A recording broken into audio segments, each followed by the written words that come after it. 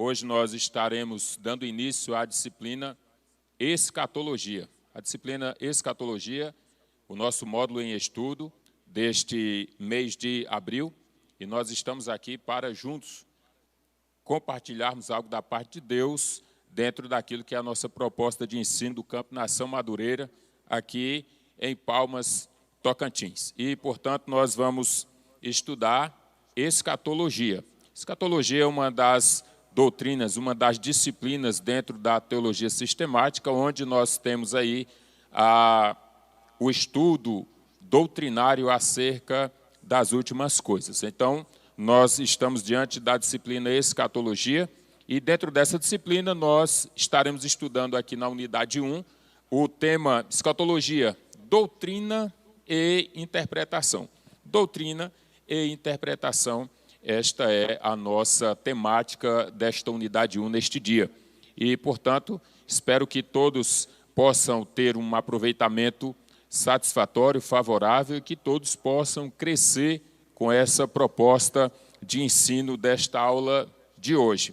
Nós, dentro dessa temática da escatologia, nós estamos diante de uma proposta onde as pessoas sempre se preocuparam em buscar respostas para as questões relacionadas ao futuro.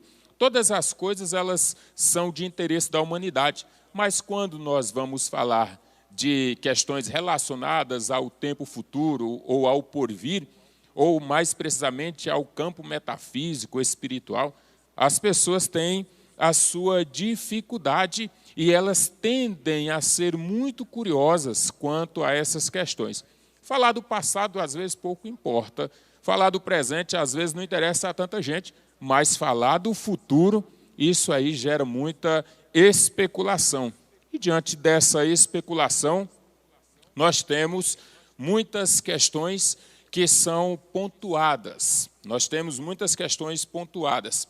Em todos os tempos, os homens procuraram respostas, que estas respostas estão dentro do campo metafísico. E estas respostas que estão dentro do campo metafísico, essas pessoas, elas estão cada vez mais mergulhando, cada vez mais preocupadas e procurando, por meio das especulações, das suas curiosidades, tentar desvendar e buscar e encontrar as respostas que são necessárias à sua vida, para que possa lhe satisfazer dentro das suas propostas.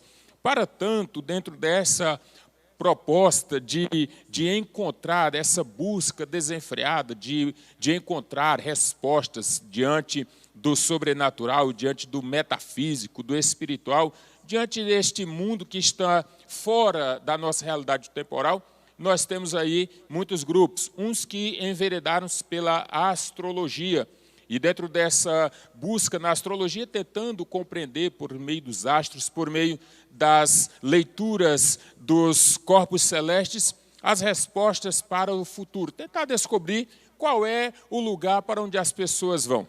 Para onde elas vão? O que tem depois deste mundo, fora deste tempo que nós estamos vivendo?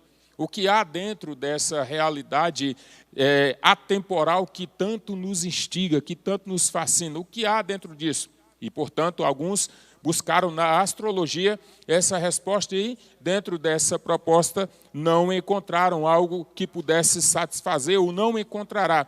Mesmo que, aparentemente, isso pareça que vai trazer essa resposta. Mas, na realidade, vai sempre faltar alguma coisa, porque os astros não podem dizer absolutamente nada a respeito daquilo que está no plano eterno, oculto em Deus, pronto para ser revelado àquele a quem Ele mesmo escolheu. Outros enveredaram pela quiromancia, que é a leitura das mãos, tentar a descoberta das realidades futuras, das verdades relacionadas ao futuro por meio da leitura das mãos.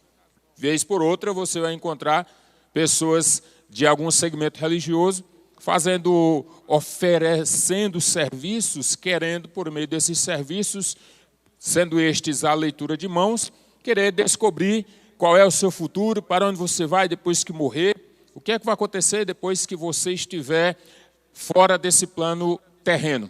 E, portanto, tentando descobrir, por meio da leitura de mãos, o futuro das pessoas. Isso também é uma grande furada, embora alguns acreditem, isso é produto da crença do ser humano, mas isto não pode ser levado em consideração quando o assunto é Escrituras.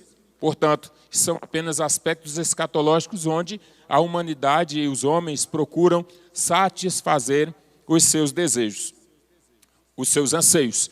E, portanto, também nós temos aí as buscas dentro da necromancia, que é a consulta daqueles que já morreram, as pessoas consultando aqueles que já morreram, objetivando, por meio desta consulta, descobrir para onde ela foi e para onde estas pessoas que estão agora sendo contactadas, entre aspas, dentro dessa crença, contactadas pelos mortos, a fim de que estes mortos possam agora também promover para eles o conhecimento que eles pensam que esses mortos também têm. Isso também é uma crença, é uma especulação, é uma proposta escatológica dentro de algumas crenças.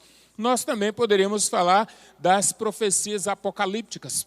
E aí, dentro dessas profecias apocalípticas, nós temos aí muitos segmentos cristãos, segmentos onde pessoas que são servidoras de Cristo, pessoas que são, por assim dizer, cristãs, têm aí, dentro dessas profecias apocalípticas, enveredado diante de tantas especulações, a fim de que possa também trazer alguma resposta satisfatória. E isso, muitas vezes, entrando dentro de um fanatismo religioso, o que, na realidade, nem a astrologia, nem a quiromancia, nem a necromancia, nem outros tantos quantos segmentos religiosos são suficientes para promover aquilo que é a verdade essencial a respeito das últimas coisas, quando o assunto é Jesus Cristo, Bíblia Sagrada, quando o assunto é verdade em Deus, e somente por meio do Espírito Santo é que essas verdades essenciais podem ser trazidas e reveladas. Esses grupos religiosos, diante dessa realidade, também estão inseridos alguns grupos cristãos cujas especulações são produtos de leituras sem critérios e interpretação equivocadas, que também é um outro ponto divisor de águas. Interpretação equivocada. A gente chama isso de exegese, não exegese. A exegese é a extração daquilo que o texto realmente está dizendo para aplicar a minha vida.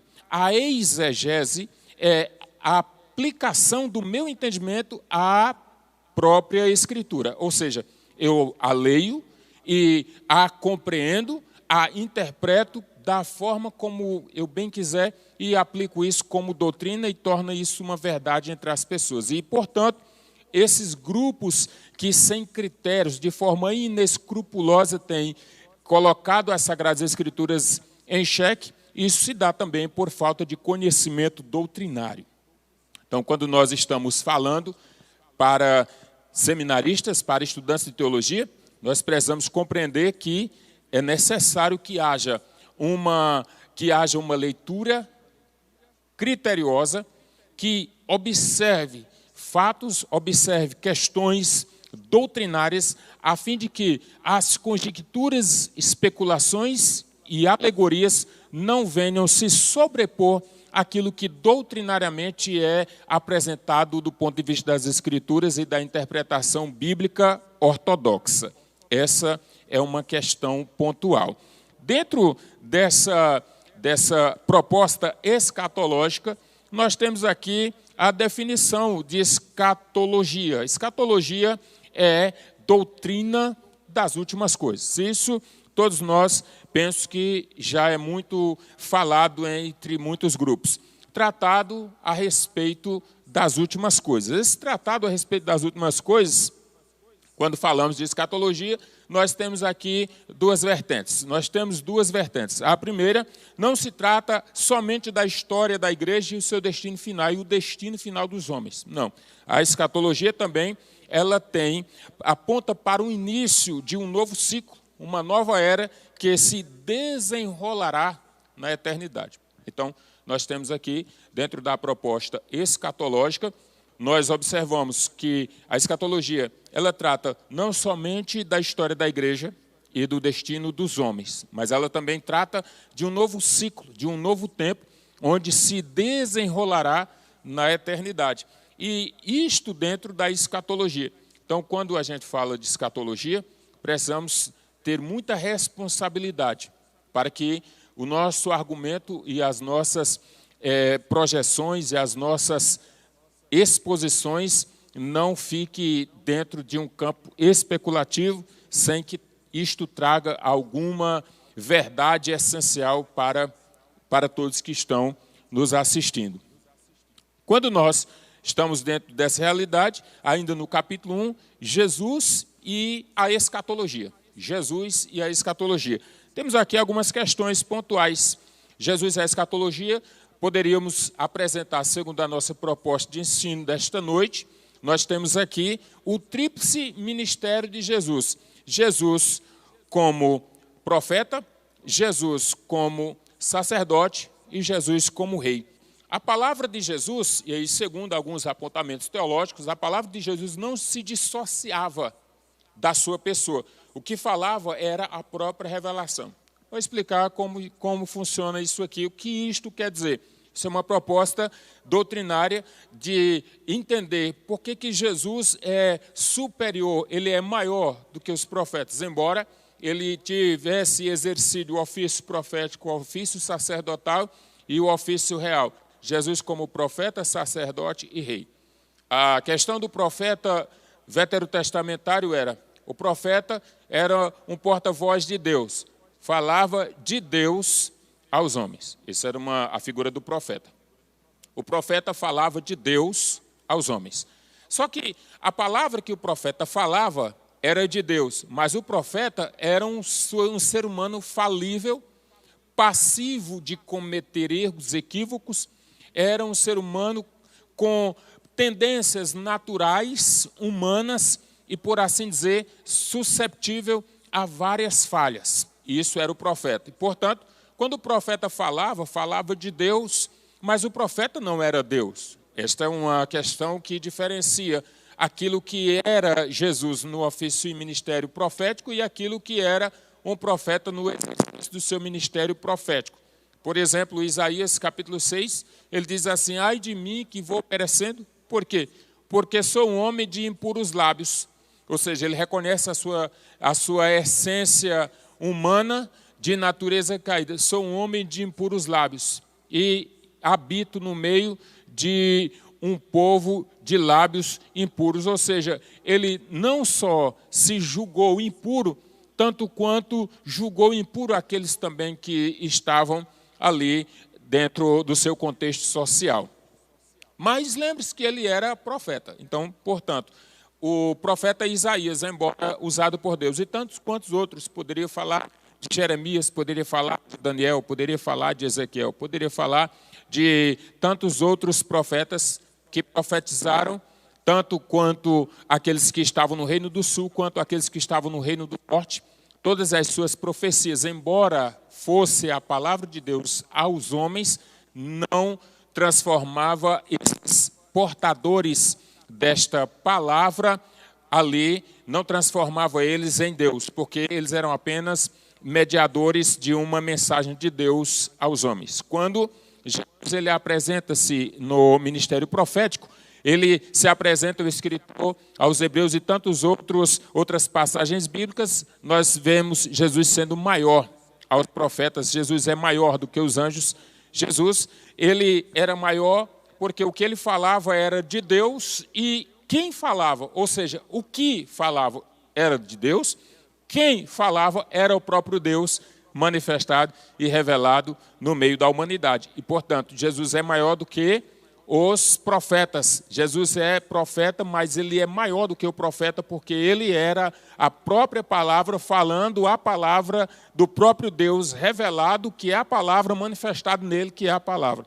Portanto, essa é a questão pela qual Jesus torna-se maior do que o profeta, porque a sua palavra, diferentemente dos profetas, a sua palavra não dissociava do que ele era. Ele e a palavra essencialmente eram um. Essencialmente eram um. E como sacerdote, porque Dentro da proposta veterotestamentária, os profetas, ainda dentro da proposta veterotestamentária, Jesus como sacerdote, ele como sacerdote, a figura do sacerdote, o sumo sacerdote, ele expiava o pecado do povo no sacrifício dos animais, como nós já vimos nas outras disciplinas, aí dentro do Pentateuco, disciplinas que fazem uma abordagem mais pormenorizada dentro dessas questões sacerdotais de expiação. Jesus, ele é maior e exerce um sacrifício perfeito, por quê? Porque ele apresenta-se como um ministério sacerdotal, mas ele oferece o próprio corpo como sacrifício em prol da substituição, da propiciação e da expiação do pecado da humanidade. E, portanto, ele, no ministério sacerdotal, ele cumpre cabalmente o seu ministério, cumpre cabalmente as propostas sacerdotais quando ele, por meio da sua própria vida, oferece em sacrifício vivo para que todos pudessem ter o direito de vida eterna. E como rei, aí sim reside umas questões pelas quais os israelitas não aceitaram, não queriam aceitar, e também como não aceitaram, ele como aquele que viria para reinar. Porque na proposta de Israel, Israel pensava, o Israel acreditava que o Messias anunciado, aquele que seria o rei, a raiz de Davi, aquele que viria do tronco de Jessé, seria aquele que reinaria, estabeleceria o seu reino terreno, porque nós veremos isso mais adiante. A proposta escatológica que Israel percebia era uma proposta escatológica temporal. E, portanto, acreditavam que Jesus, o Messias, iria estabelecer o seu reino terreno e Israel, por sua vez, seria restabelecido, reconduzido à condição de majoritário entre as nações, tendo aí o Messias como seu rei e senhor, subjugando todas as outras nações, tendo-as debaixo dos seus pés. E, portanto, Jesus, na sua realeza, não apresenta para Israel nenhuma proposta das quais eles esperariam. Portanto, não aceitaram ele como rei, mas ele exerce o seu ministério real. Ele veio estabelecer o reino de Deus. Ele é a manifestação da realeza divina agora no meio dos homens. Ele disse que ele estava ali para fazer a vontade do Pai, mas ele era o rei que havia de vir, aquele que fora anunciado por meio dos profetas. E essa é uma questão pontual. Agora, o pensamento escatológico das principais religiões, dentro do pensamento escatológico das principais religiões, nós temos aí a proposta budista. A proposta budista, nós estamos falando de escatologia, até afunilarmos dentro da escatologia propriamente dita como doutrina das últimas coisas dentro da nossa perspectiva cristã, dentro da nossa perspectiva cristocêntrica, nós temos aqui as abordagens de outras religiões, principalmente aquelas que são muito antigas no mundo. Poderia falar aqui do budismo. O budismo, o fim chega quando atingir a plenitude, ou seja, quando se desprender totalmente dos prazeres. Uma pessoa que, de certa forma, leva uma vida ascética, desprendida de todos os seus prazeres, de todas as suas vontades, vivendo uma vida completamente de castidade e tendo por fim a ideia de que ele vai alcançar, vai chegar ao nirvana, que seria aquela proposta de satisfação e plenitude total. O nirvana é o ápice, é onde o homem que se desprendeu dos seus prazeres, das suas propostas egoístas, se desprendeu de tudo que é relacionado à matéria. Quando chegar a um período na eternidade, eles estarão sendo seres que vão atingir o nirvana, o ápice da sua vida, que seria mais ou menos o céu que eles esperam na sua realidade. Dentro do islamismo, nós temos aí as propostas religiosas, doutrinárias, voltadas para a crença em Alá. todos estarão diante de Alá, sendo servidos por belas mulheres. Essa é a proposta do islamismo, ou seja, os camaradas morrem para cumprir o propósito ideal da sua religião, na crença de que lá no paraíso, onde eles estão esperando chegar, nesse paraíso estarão ali mulheres virgens, formosas do ponto de vista deles, e eles serão servidos por essas mulheres que têm ali os olhos de jabuticaba, como alguns comentaristas colocam aí. Ou seja, eles vão chegar no momento de extrema felicidade e servidão, sendo ali, dentro da sua proposta também machista, sendo servido pelas mulheres. Dentro do judaísmo, a escatologia do judaísmo é uma escatologia temporal. Esperam Deus manifestar juízo. Esperam a manifestação do juízo de Deus. Isso, de certa forma, se daria quando o Messias se manifestasse dentro da sua proposta escatológica.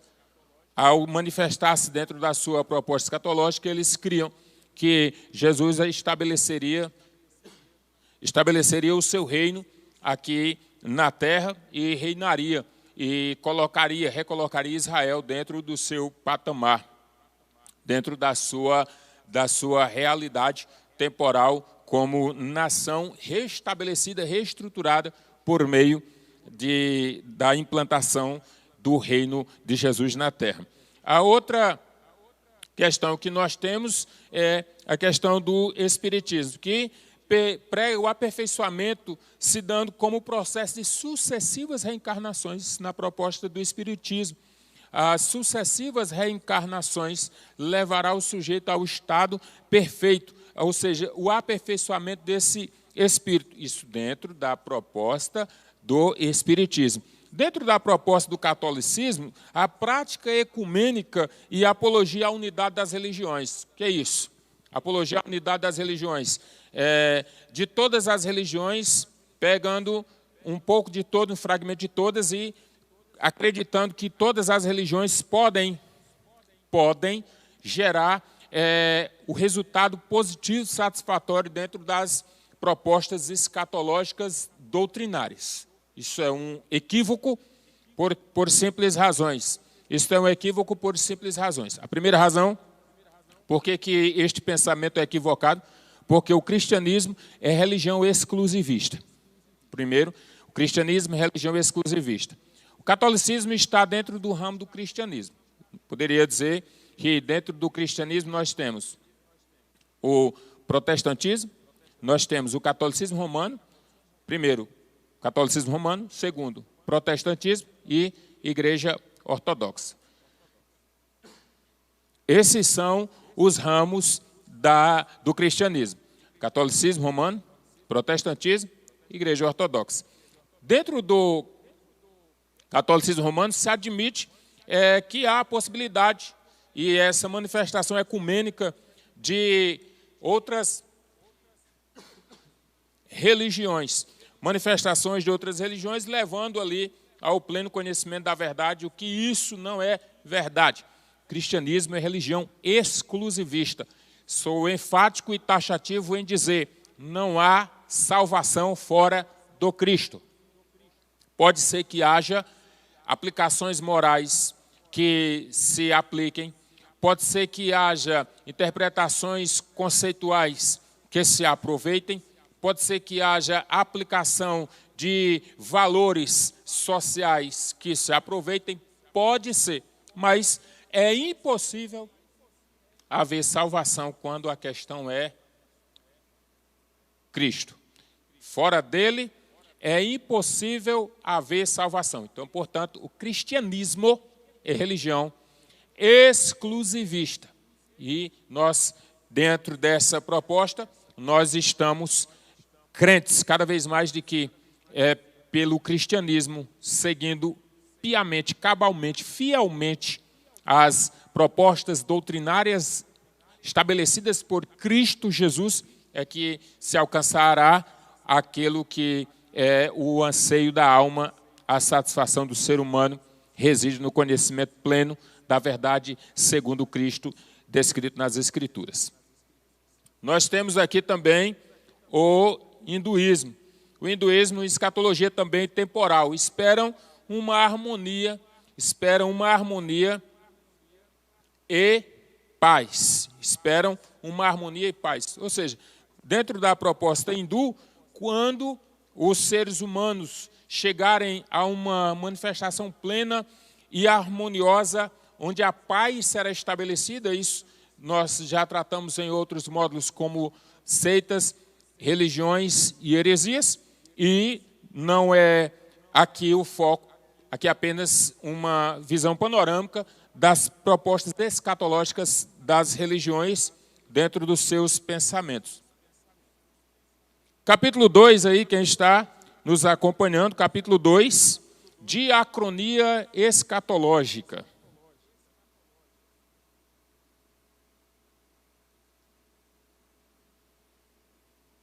Diacronia escatológica, de quem está nos acompanhando, não pode deixar de observar esses detalhes. Diacronia, o que é isso, pastor? Diacronia escatológica. O que quer dizer diacronia escatológica?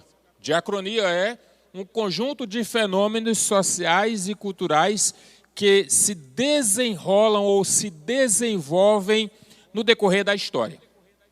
Isso é a diacronia. Então, diacronia escatológica poderia dizer que é o conjunto de fenômenos sociais, culturais, que se desenrolam e se desenrolaram e se desenrolarão no decorrer da história. Diacronia escatológica seriam os fatos relacionados à doutrina das últimas coisas que se desenrolaram e também ainda estão por se desenrolar no decorrer da história. Dentro dessa situação, nós temos aqui a classificação. Dentro do capítulo 2, classificação, escatologia, ela é classificada da seguinte forma: escatologia individual e escatologia geral. Escatologia individual e escatologia geral. A escatologia individual é o plano terreno vivido por cada pessoa. Você que está assistindo, você tem uma escatologia ao seu respeito. Escatologia individual ao meu respeito, ou seja, um dia eu nasci e se Jesus não voltar, um dia nós vamos morrer. Se nós não formos arrebatados antes disso, isso é uma realidade que ninguém pode fugir dela. Escatologia individual.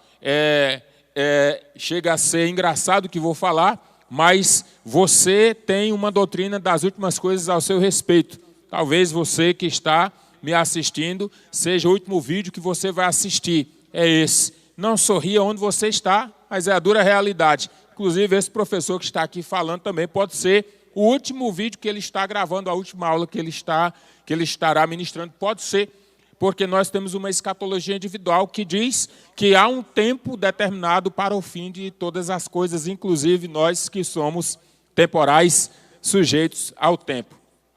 E também tem a escatologia geral, e dentro dessa escatologia geral, ela está por nos inserir no plano eterno, ou seja, a escatologia geral, a escatologia individual está dentro da escatologia geral, porque quando se fechar o ciclo da nossa escatologia individual, se iniciará o ciclo da escatologia geral. E essa escatologia geral, também nós estamos dentro dela, porque nós temos passado, presente e também teremos o porvir. E o porvir, quando chegar, já será presente quando ele chegar.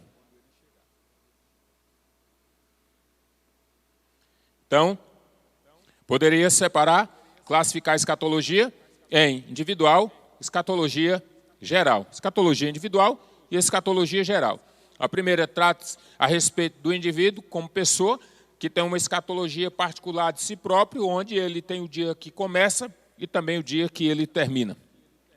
E a escatologia geral, que pega esse indivíduo que na escatologia individual já foi alcançado, chegando ao fim dos seus dias, e agora tem a escatologia geral, onde ele é inserido dentro do plano eterno. Como disse no capítulo 1, a escatologia estuda não apenas os fatos relacionados à história da igreja e ao fim de todas as coisas aqui na terra, mas também inicia um novo ciclo dentro do plano eterno. Então, poderia separar a escatologia individual, como tratando-se dessas questões relacionadas aos indivíduos e à nossa história, e a escatologia geral, que relaciona-se aos indivíduos, à história, e continua no início, inserindo-os em um novo estado, o estado eterno em um novo tempo.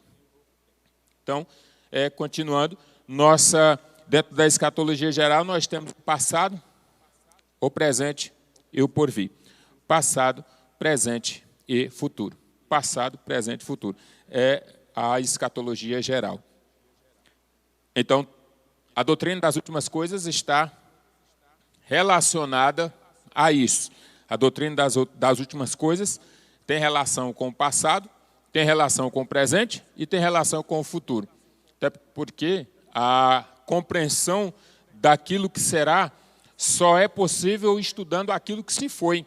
É por esta razão que, para que se compreenda as Escrituras e tenha as noções mais pormenorizadas a respeito das interpretações e das colocações, nós temos que compreender bem desde o Gênesis até o Apocalipse, desde o livro do início até o último livro.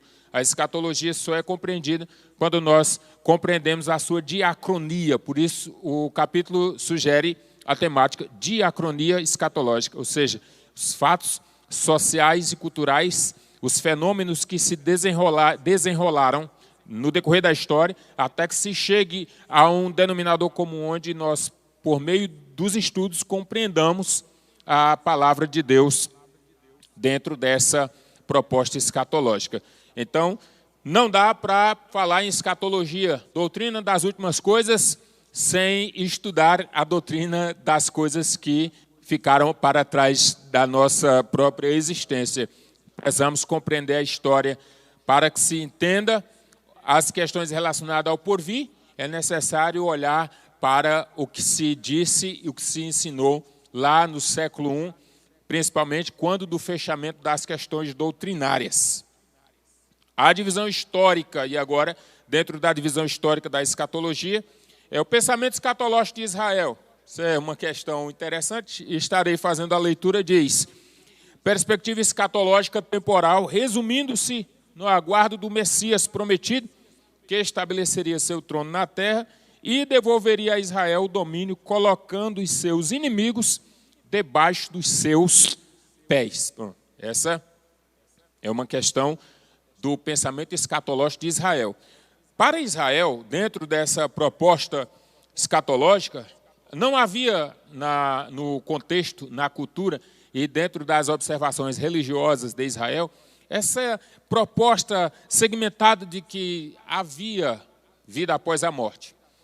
É por esta razão que nós vamos estudar dentro das propostas veterotestamentárias, nós temos as seguintes observações. Primeiro, esse plano eterno não era vislumbrado pelo povo de Israel. Essa vida após a morte não era vislumbrada. As recompensas, elas permeavam e orbitavam aqui no tempo da sua existência. Por esta razão, se observe o que diz os textos sagrados em algumas partes da Bíblia, dos textos veterotestamentários, onde a longevidade é associada à obediência a Deus. E, de modo contrário, a morte breve seria associada à vida de desobediência. Perceba que, quando o texto diz assim: honra teu pai e a tua mãe, para que te prolongue os dias de vida na terra. Ou seja, significa que aquele que estivesse honrando seu pai e a sua mãe, dentro da proposta escatológica e interpretação de Israel, teria vida abundante. Veja o que diz o Salmo 128, que o homem, bem-aventurado é o homem, e ele terá toda a sua família em volta da mesa, ele verá os filhos dos filhos, e a sua esposa estará como árvore frutífera.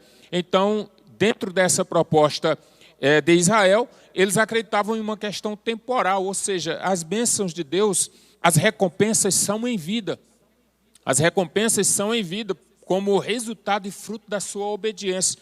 Salmo 92, versículo 3 diz: os que estão plantados na casa do Senhor florescerão nos átrios do nosso Deus, na sua velhice darão frutos, serão viçosos.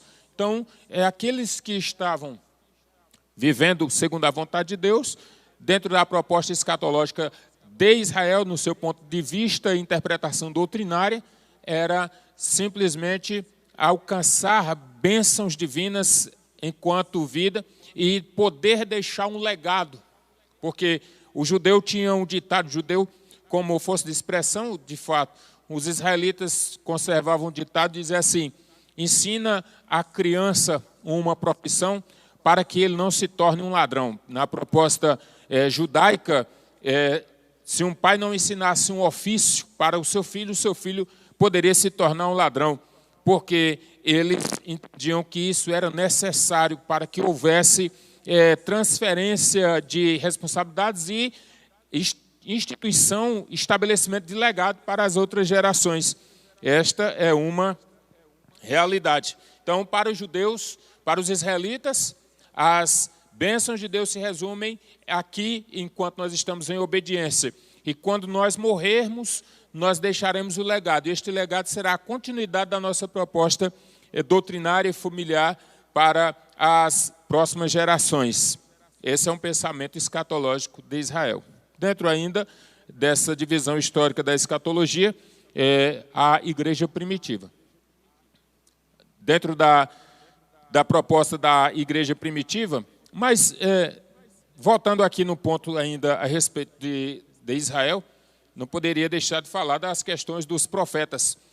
Os profetas, eles falavam a respeito de Deus e alguns fatos do Antigo Testamento já remontam e apontam para uma questão escatológica que seria, na época da igreja primitiva, muito mais bem trabalhada, pontuada. Significa dizer que, observando Elias, quando foi arrebatado, Elias, quando foi trasladado, quando Elias foi arrebatado, ele estava cumprindo o seu ministério. E Deus assim o tomou. Enoque também foi trasladado, Enoque também foi arrebatado. E estava no meio de uma geração corrompida, perversa, como Judas bem pontuou na sua epístola, já no Novo Testamento, fazendo alusão a Enoque, diz que Enoque foi um homem íntegro, Enoque que estava no meio de uma geração perversa e corrompida, e, portanto, andou com Deus e Deus para si o tomou. Ora, se os sepulcros não o conheceram e não receberam o corpo de Elias e também não receberam o corpo de Enoque, então para onde foi? Para onde eles foram? Pronto. Hoje, pastor Elidiano e tantos outros seminaristas e outros estudiosos da Bíblia sabem que Deus tomou. Mas aqueles que estavam vivendo ao tempo dos profetas não sabiam, não tinham essa certeza para onde eles foram. Então, já surgiu uma interrogação. E na proposta veterotestamentária para onde foi Elias?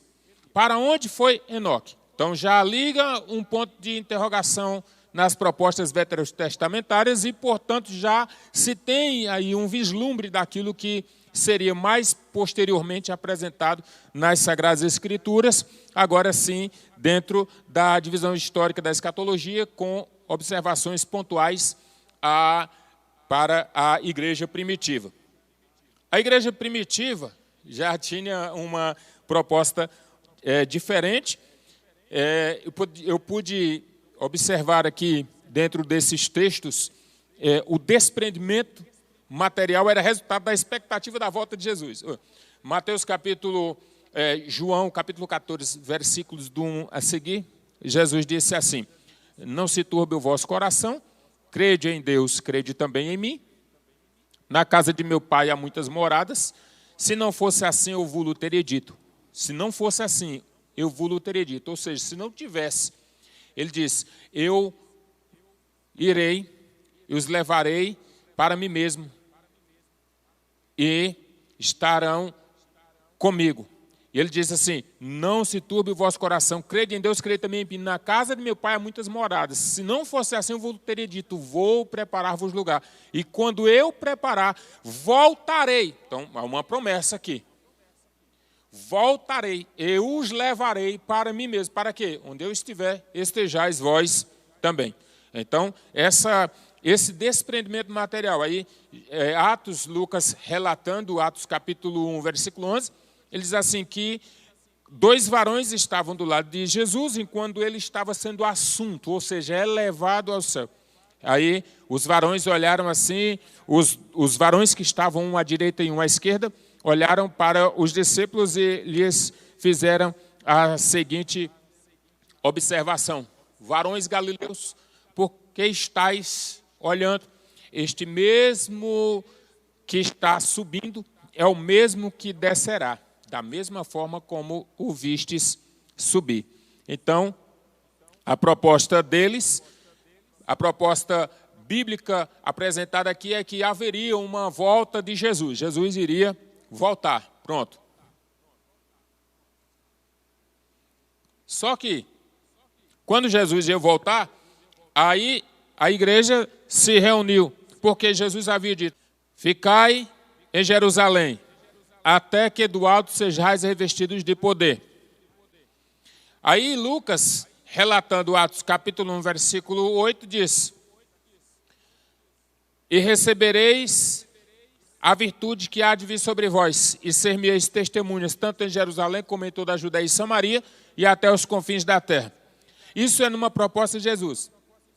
Os discípulos, pensando que Jesus, agora ressuscitado, iria estabelecer seu reino, Atos capítulo 1, eles chegam a dizer assim: Senhor, restaurarás tu neste tempo o reino a Israel? Ou seja, Jesus morreu como o Senhor e Salvador. Jesus agora ressuscitou, eles pensaram que ele iria estabelecer o reino de Deus na terra naquele momento.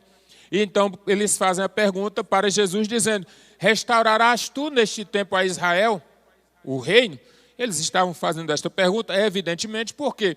Porque na proposta escatológica e na expectativa doutrinária a respeito do Messias, Jesus viria para reinar e estabelecer seu reino na terra. Quando isso não acontece, eles agora estão perguntando se depois dessa ressurreição vai acontecer.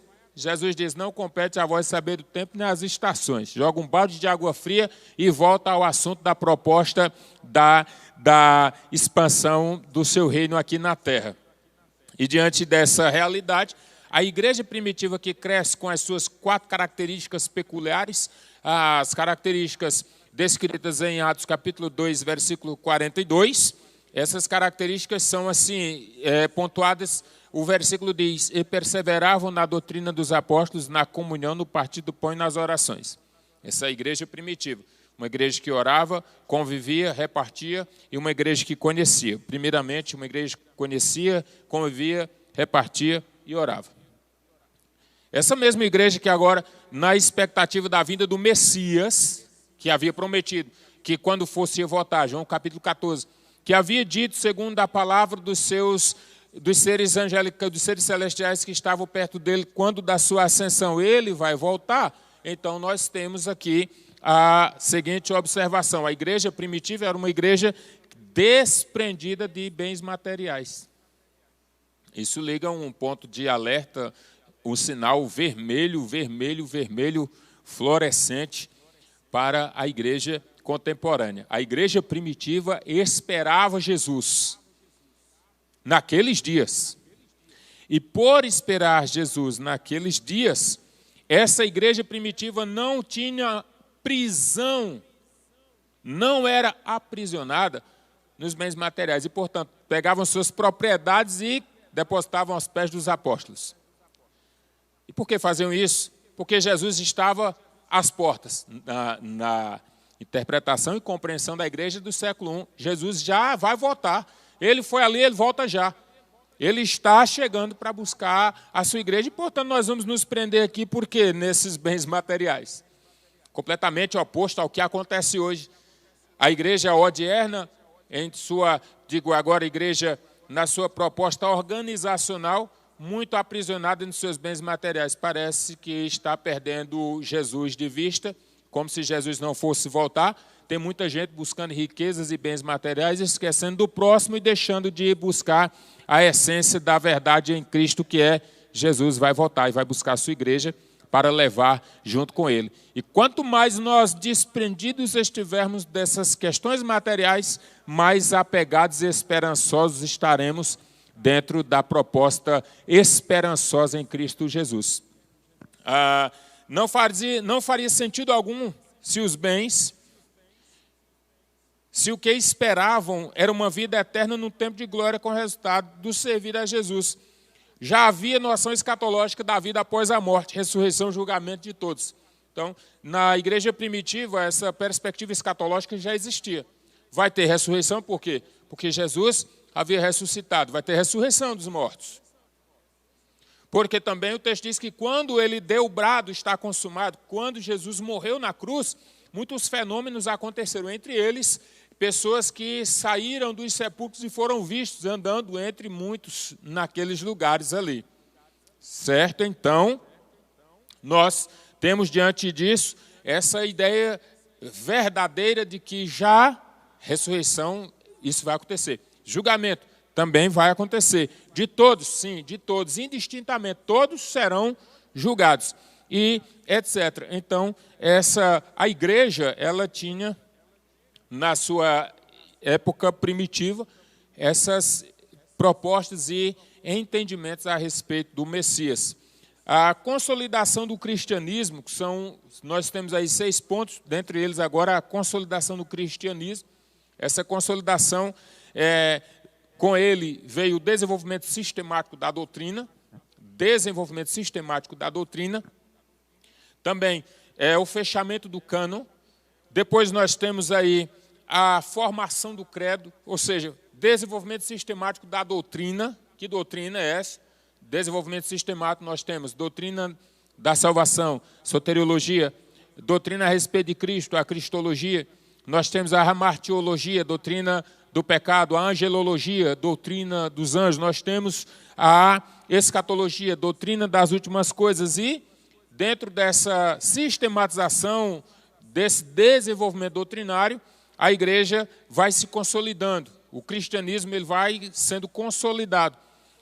Dentro dessa situação, há o fechamento do cânon, que se dá também séculos posteriores. Dentro desse fechamento do cânon, coloca se admite ou não admite aquilo que seria usado como doutrina ou não.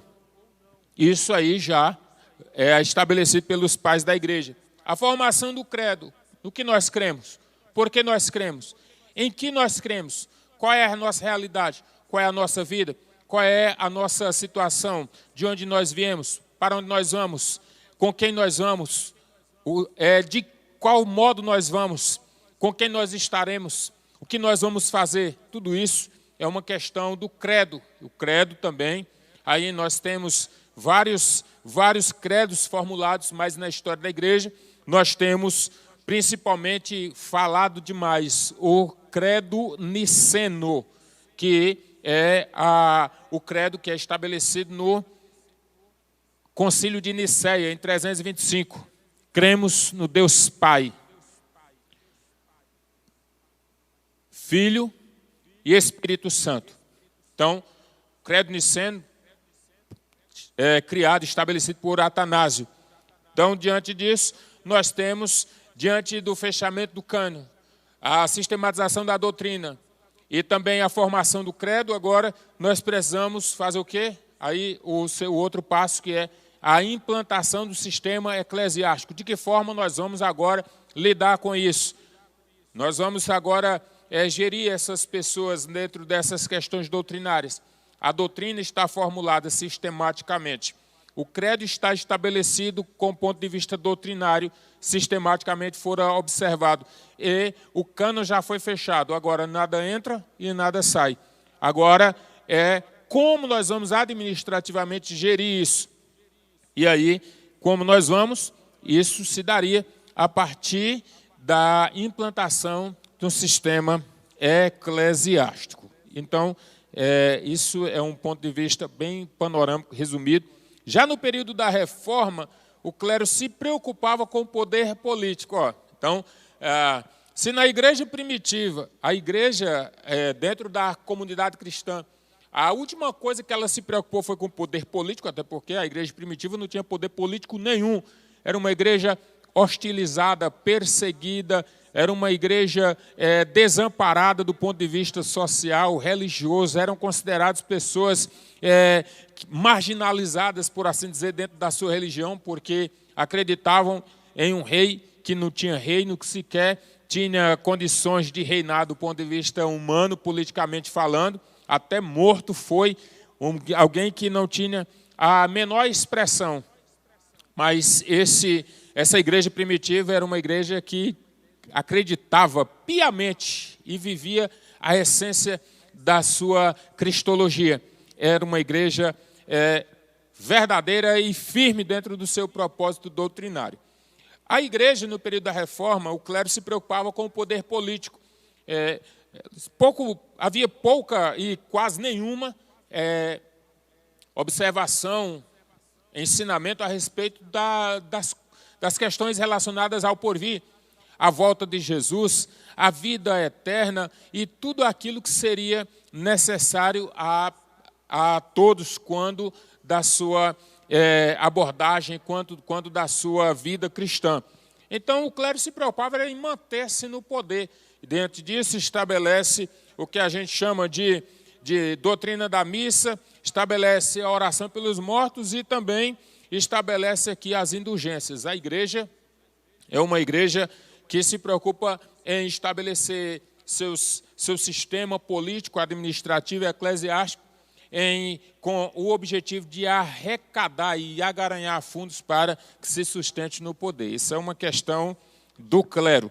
Mas a igreja, no período da Reforma, dentro disso, ela continua buscando. E aí nós temos o surgimento do pietismo. O pietismo alemão surge para que se traga de volta a essência daquilo que era a pureza doutrinária do século I.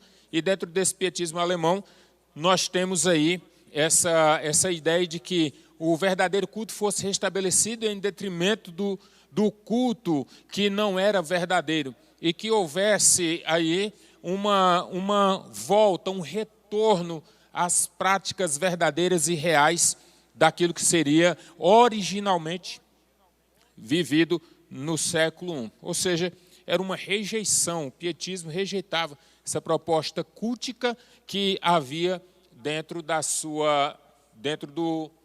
proposta administrativa doutrinária do clero.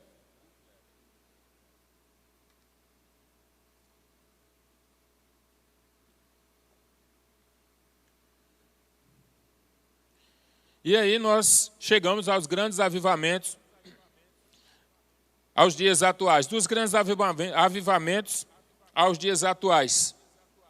Nós temos aí, dentro desses grandes avivamentos aos dias atuais, depois dos movimentos de reforma, a atenção se volta agora para a ortopraxia. O que é isso, pastor? Ortopraxia. Ortopraxia seria uma prática reta, é uma prática correta.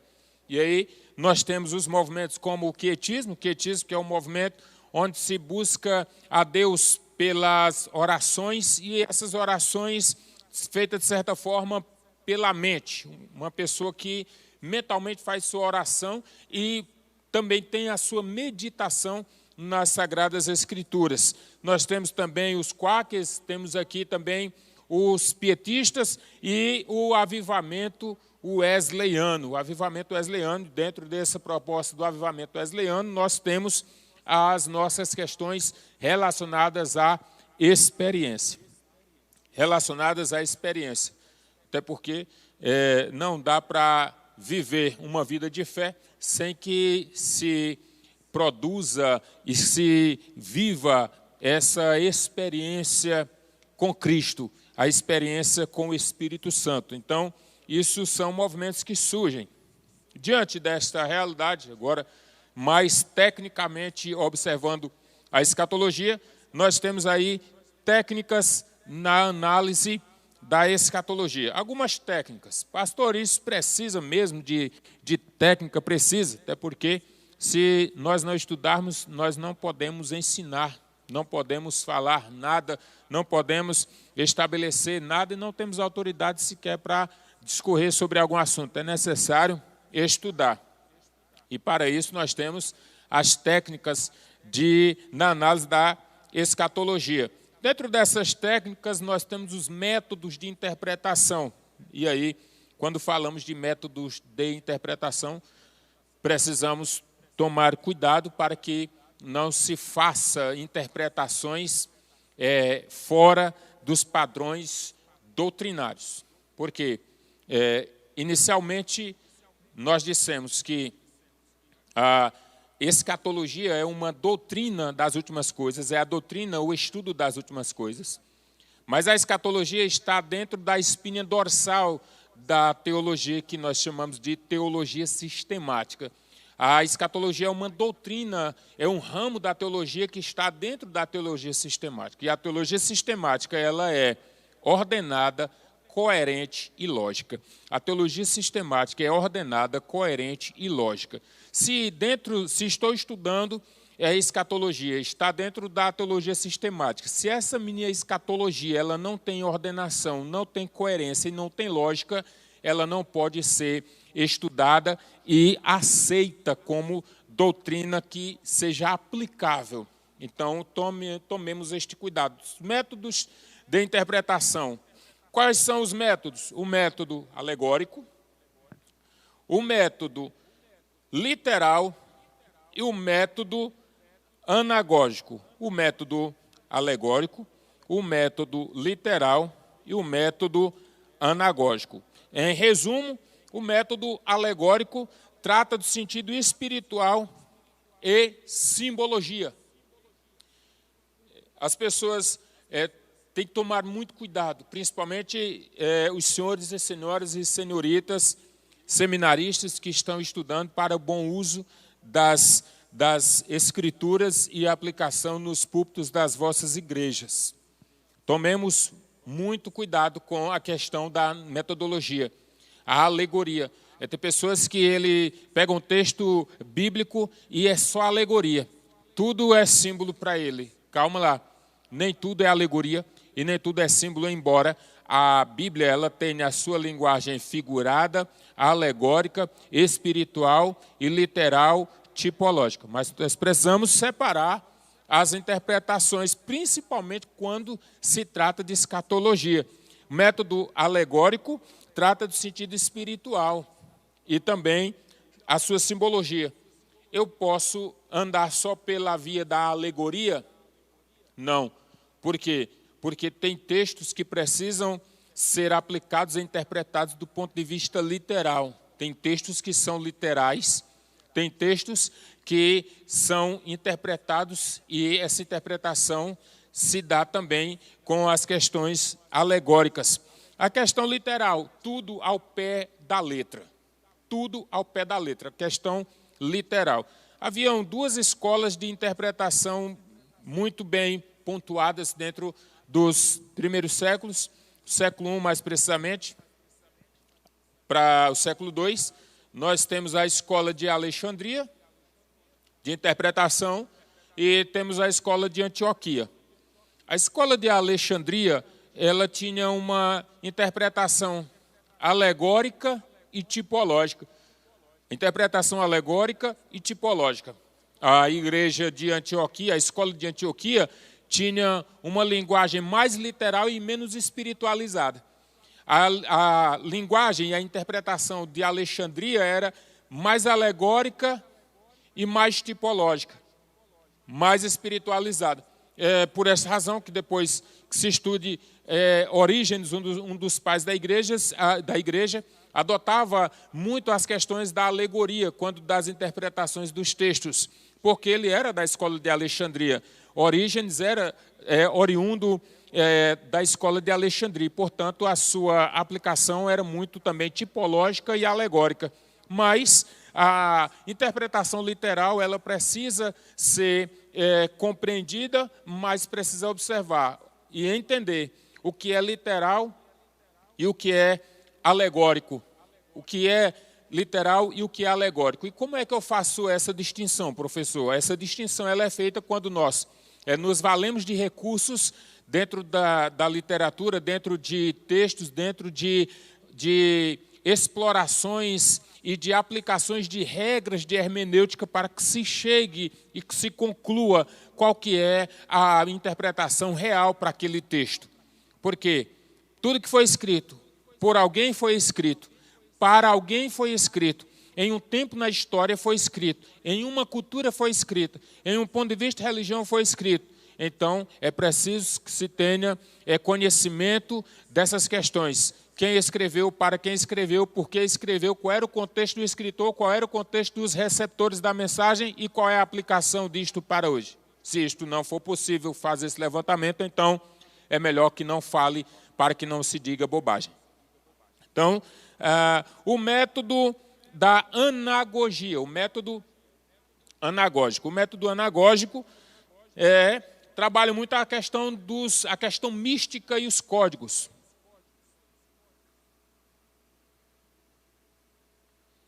Mística e os códigos. Tem até alguns livros aí intitulados como Código da Bíblia. Que é isso, pastor?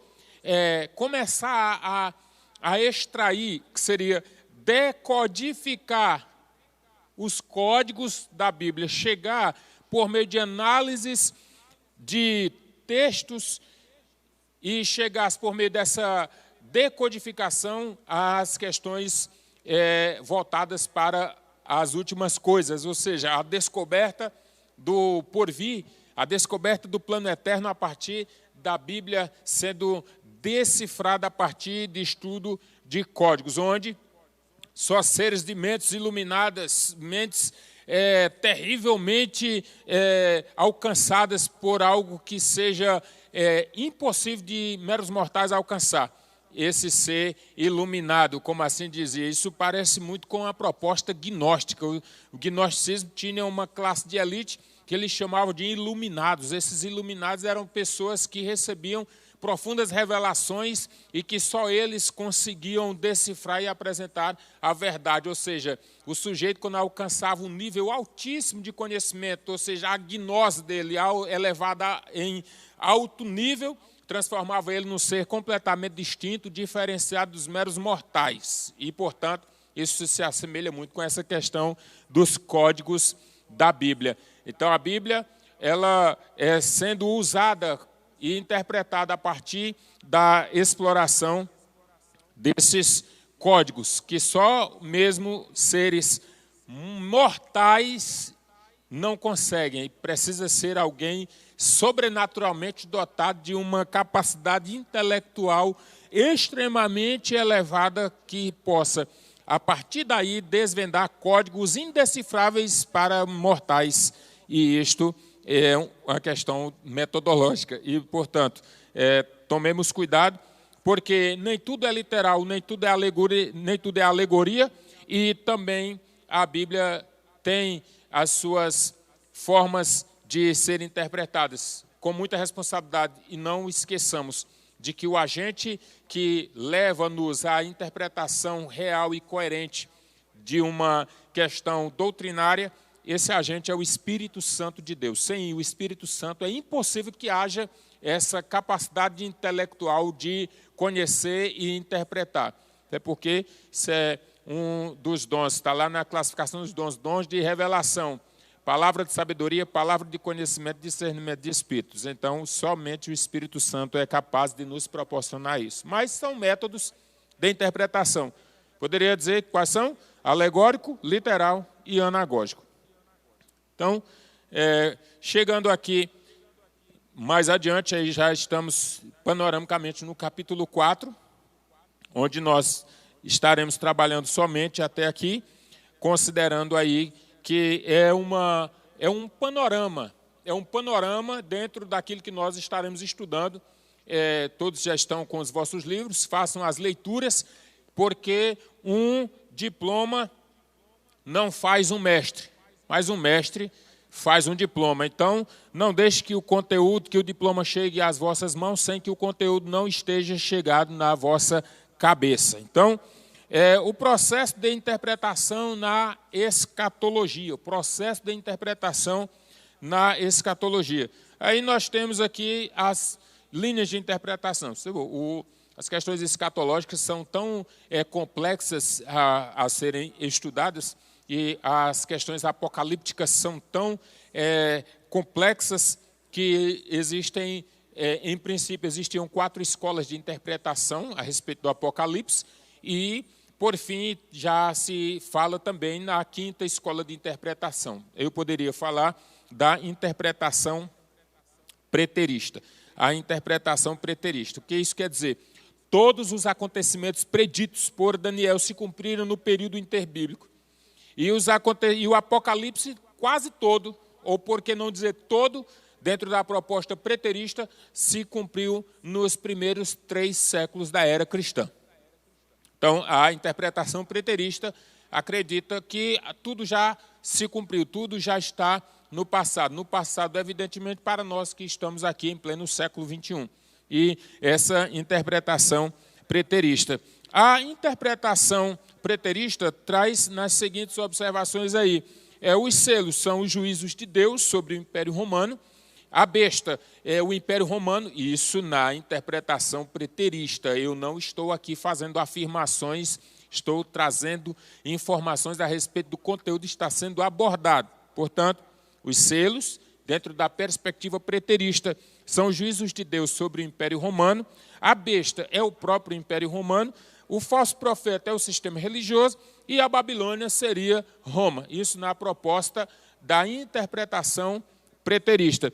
Préter, que tudo a questão preterista está no tempo passado. Ou seja, diante do século XXI, todas essas coisas aí já se passaram. E, portanto, essa escola de interpretação entende que o Apocalipse já se cumpriu. Dentro ainda dessas questões, nós temos a interpretação historicista. A interpretação historicista teve seu início com Joaquim de Fiore, no século XII, quando ele, por meio de uma visão, teve o entendimento que dos capítulos 11 e também do capítulo 12, esse homem, tratando-se das questões do Apocalipse, os 1.260 dias que estão descritos no Apocalipse, alegava ter tido uma visão, e dentro dessa visão, os acontecimentos da história ocidental, desde o tempo dos apóstolos até o presente. Essa ideia dele acreditava que a corrupção que estava estabelecida dentro das questões clericais eram ali cumprimento das questões apocalípticas. E, portanto, a visão historicista tinha, dentro do seu bojo histórico, dentro dos seus métodos de interpretação, o entendimento de que os fatos estão se desenrolando na história. Ou seja, desde do século I para cá, os fatos estão se desenrolando na história. Essa é uma questão historicista. A outra linha de interpretação é a idealista. A escola de interpretação idealista diz que tudo é simbólico. Aí nós precisamos voltar lá nos métodos da interpretação escatológica, os métodos analógico, literal e anagógico. Analógico, alegórico, anagógico e literal. E dentro dessa perspectiva idealista, nós temos aqui a seguinte observação: tudo é simbólico. Então, se tudo é simbólico, nada é de verdade. Então, tudo é produto do entendimento de cada um, porque não passa de símbolos. Isso é uma questão idealista. Como eu vejo, assim é o que é. Vamos às questões de exegese e não exegese. A exegese, a aplicação do meu ponto de vista, como eu vejo, é isso que é. A exegese é o que é, realmente isso é, e não é o que eu entendo que é. Então, na proposta idealista, é o que eu entendo que é, logo é. Isso é aplicar o meu ponto de vista à questão da Bíblia Sagrada. Então, é uma interpretação perigosa. E, por fim, a interpretação futurista. Dentro da interpretação futurista, nós temos aí as questões divididas em duas partes, os moderados e os extremados, os futuristas moderados e os futuristas extremados. Eu poderia separar aqui, observando essas questões, a interpretação futurista crê que o capítulo 1 até o capítulo 3 se desenrolaram já aconteceram. Do capítulo 4 ao capítulo 22 estão por acontecer. A chave, eu poderia separar isso, e aí tome nota onde estiver, a chave para que se compreenda muitas questões do Apocalipse está em Apocalipse capítulo 1, versículo 19. As coisas que eram, as coisas que são e as coisas que hão de acontecer. As coisas que eram, as coisas que são e as coisas que hão de acontecer. É preciso compreender versículo-chave. É preciso compreender versículo-chave. Eu vou fazer a leitura, apresentando aqui, dentro desta leitura, o que é considerado e apontado como chave para a compreensão do Apocalipse. Capítulo 1, como eu pontuei, e versículo 19. Diz, portanto, escreve sobre tudo que tens visto, tanto aos eventos que se referem ao presente, como aquele que se sucederão depois destes. Então, aqui na versão corrigida fiel, isso na versão King James, na versão corrigida fiel diz, escreve as coisas que tens visto, e as que são, e as que depois destas hão de acontecer. Então, as coisas que tens visto é relacionado ao passado, as coisas que são relacionadas ao presente e as coisas que depois destas hão de acontecer. E aí é relacionado ao futuro, relacionado às questões da eternidade, relacionado às questões que ainda estariam por acontecer. E aí também no capítulo 3, no versículo, nós temos no capítulo 3 também, e mais precisamente no capítulo 4 e versículo 1, a outra questão que é muito pontual. Primeiro, tome nota onde você estiver, Apocalipse capítulo 1, versículo 19, é texto-chave. Apocalipse capítulo 4, versículo 1 também é texto-chave. O capítulo 4, versículo 1 diz, depois destas coisas, olhei e eis que estava uma porta aberta no céu, e a primeira voz que, como de trombeta, ouvira falar comigo, e disse, sobe aqui. Então, ele estava já mudando para outro plano, para outro patamar, para outra realidade, que até então não havia sido colocada aqui para ele. Sobe aqui, e vai acontecer o que ele dizia, mostrar-te-ei as coisas que depois destas hão de acontecer, ou devem acontecer. Depois destas, quais estas? O que aconteceu no capítulo 1, no capítulo 2 e no capítulo 3. Agora ele diz, eu vou te mostrar, capítulo 4, versículo 1, as coisas que depois destas hão de acontecer. E, portanto, tome nota, porque essa é uma questão pontual. Então, a questão futurista aponta o cumprimento das profecias, o cumprimento do Apocalipse, do capítulo 4 ao capítulo 22, ainda por se cumprir. E só que um outro segmento, interpretando ainda dentro da perspectiva futurista, tem os seus equívocos quando passam a desacreditar naquilo que foi dito do capítulo 1, 2 e 3, como algo que não fosse aplicável à igreja. Todo o Apocalipse ele pode ser aplicado à igreja nas questões de costumes, observações e nas questões de valores. Por exemplo, a igreja de Efésios, retomar o primeiro amor. Não era só a igreja de Éfeso que tinha que voltar ao primeiro amor. Todos aqueles que fazem parte da igreja de Cristo, que estão, de certa forma, perdendo o primeiro amor, devem retomar uma prática de amor que possa ser evidenciada em todos os tempos, e não só mesmo a igreja de Éfeso. E essa é uma questão onde nós estivemos aqui trabalhando. E fique atento ao canal do nosso curso, por extensão aqui, o canal do IBAD, esteja atento para que não perca nenhum momento. Ainda tem o capítulo 5 a ser tratado, e esse aí estarei filmando a outra aula e pontuando para todos os seminaristas, deixando à vossa disposição aí, aqui o nosso abraço, pastor Elidiano, pronto à disposição sempre a servir. Servo da palavra, servo de Deus, servo de todos. Estamos aqui para isso. Deus abençoe os seminaristas em nome de Jesus.